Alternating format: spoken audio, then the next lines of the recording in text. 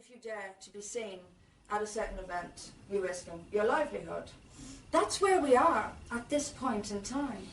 And because the media controls sort of mainstream public opinion, people don't realise this. We have sleepwalked, gradually but quickly, into a situation where it's the norm to feel fear of losing your job if you dare to speak negative truths. Truths about Islam, but also about immigration itself.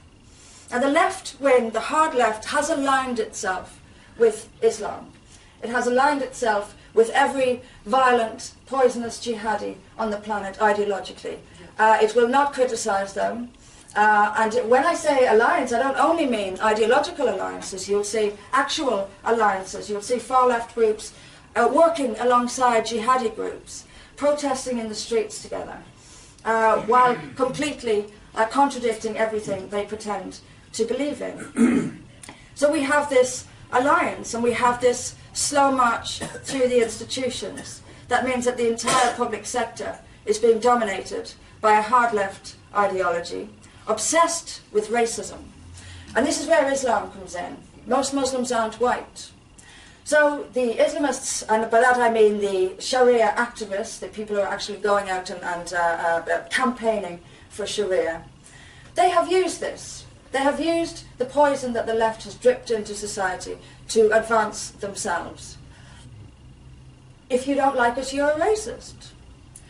And then we made it effectively illegal to be a racist, without anyone defining what a racist was.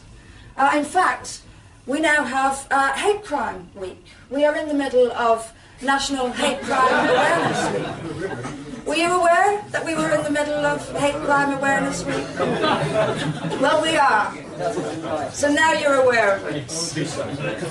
We are all supposed to be aware that calling someone a nasty name is a greater crime than theft or assault. This is what Hate Crime Awareness Week is all about. And it's the truth. This is not, people call me fear-mongering, I'm just repeating what I see. It's the truth.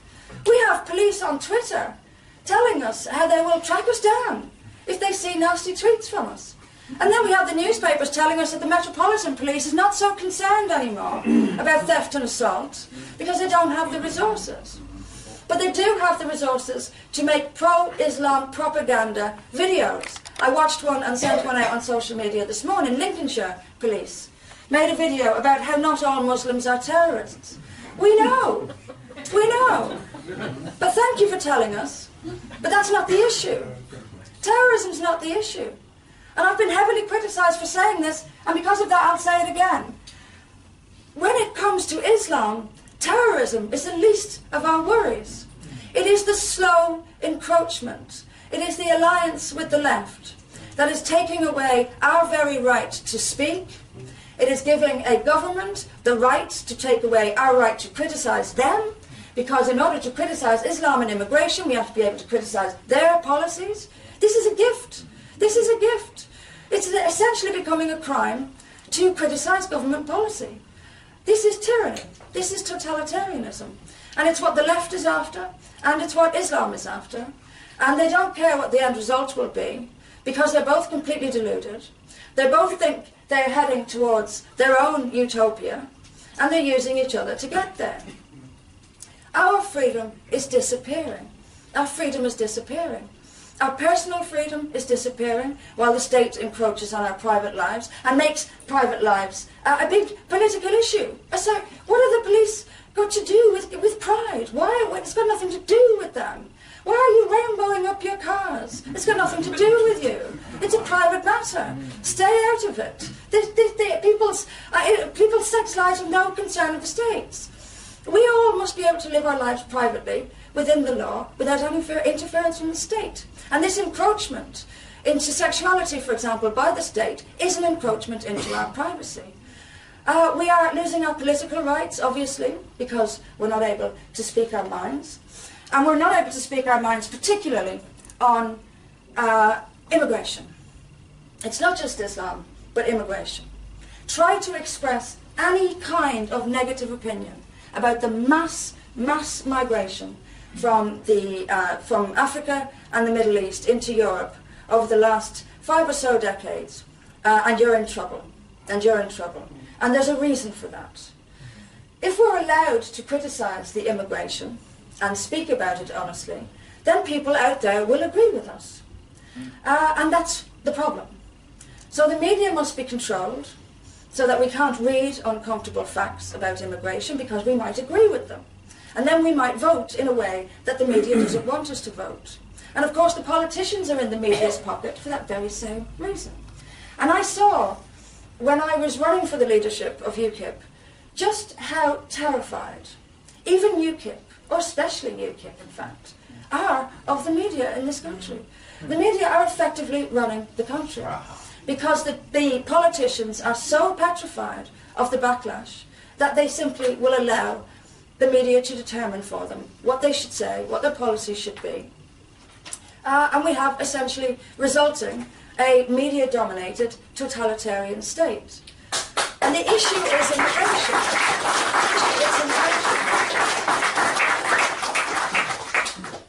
The left in the West has, for generations, if not longer, dreamt of bringing down Western civilization.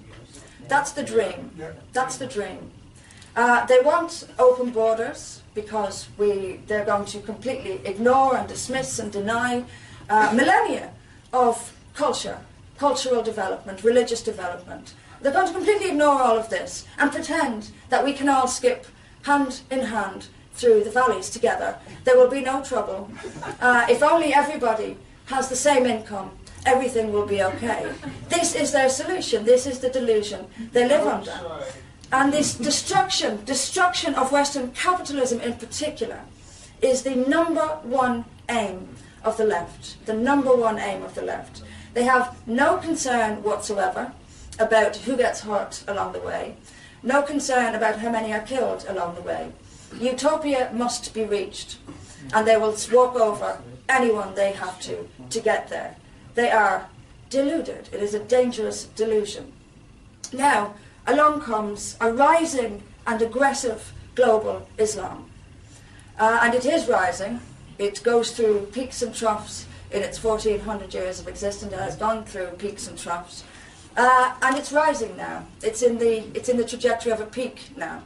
You can see it happening in relatively secular parts of the Muslim world, like Indonesia, for example, which is experiencing a rise in Sharia.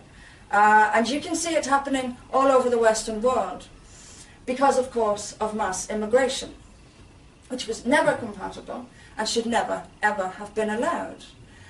So the left sees this brilliant ally in bringing it down. It's aggressive, it's unforgiving, it's merciless, and it too has an enormous delusion. It is living under an enormous delusion. And their delusion is that the whole world will be Islamic and the whole world will be governed by Sharia law. So, again, the two of them have come together to destroy us.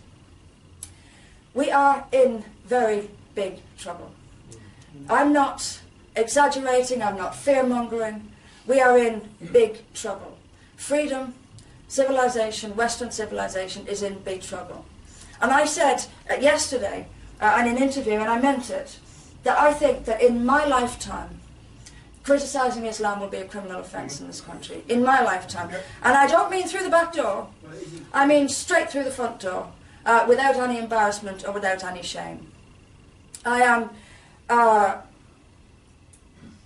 go through optimism and pessimism. At the moment, I'm feeling quite pessimistic, largely because of the UKIP results, and largely because of the reaction that it brought. One of the reasons that UKIP were so elated and relieved to get rid of me, or to have me there in the first place, was to show themselves as moderates. They had someone that they could compare themselves to and show themselves as moderates. And while doing so, while getting this relief, this release, so finally the press is bullying someone else, it was the payment. It was enough. That was the payment. That was their price. That was their price. So we've had an enormous knockback. Those of us who know about Islam and know about Sharia have had an enormous knockback. So at the moment, I feel slightly pessimistic. I also feel slightly pessimistic when I see Lincolnshire Police putting its resources into making pro-Islam videos. And I also feel pessimistic when I see the Crown Prosecution Service telling us how serious hate crime is, without ever telling us what it is, except to tell us that it is entirely subjective. It has made the law subjective. I feel like this has happened to me, therefore this has happened to me. This is what we're doing. This is what we're doing. And the reason we're doing it is chaos. To cause absolute chaos. To bring down order. To bring down order. If we have no language, we have no law. The law is meaningless. Unless there's an objective meaning to everyday words, then there's no law enforcement possible. And everything is what we want it to be. And this again is more trickery from the left to deceive us into believing that Islam is a religion of peace. It is not a religion of peace. Yeah. It is not a religion of peace. It is a religion of violence, of totalitarianism, and of tyranny. And that is objectively true. That is objectively true. And because that's objectively true, we have to sully the very concept of objective truth. There is no such thing as the truth. Therefore, we have no reality. We have no right or wrong.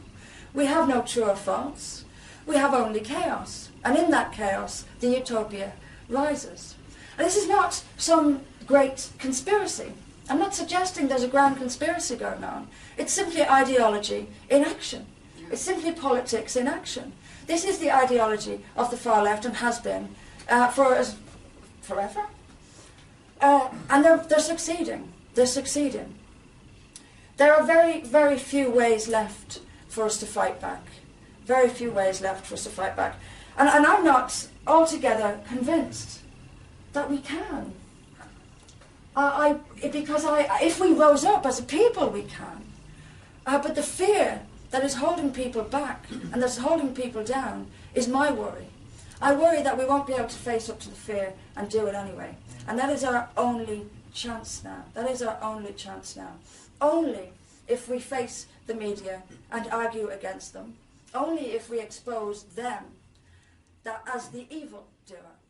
We are not the evil here. We will make America great again.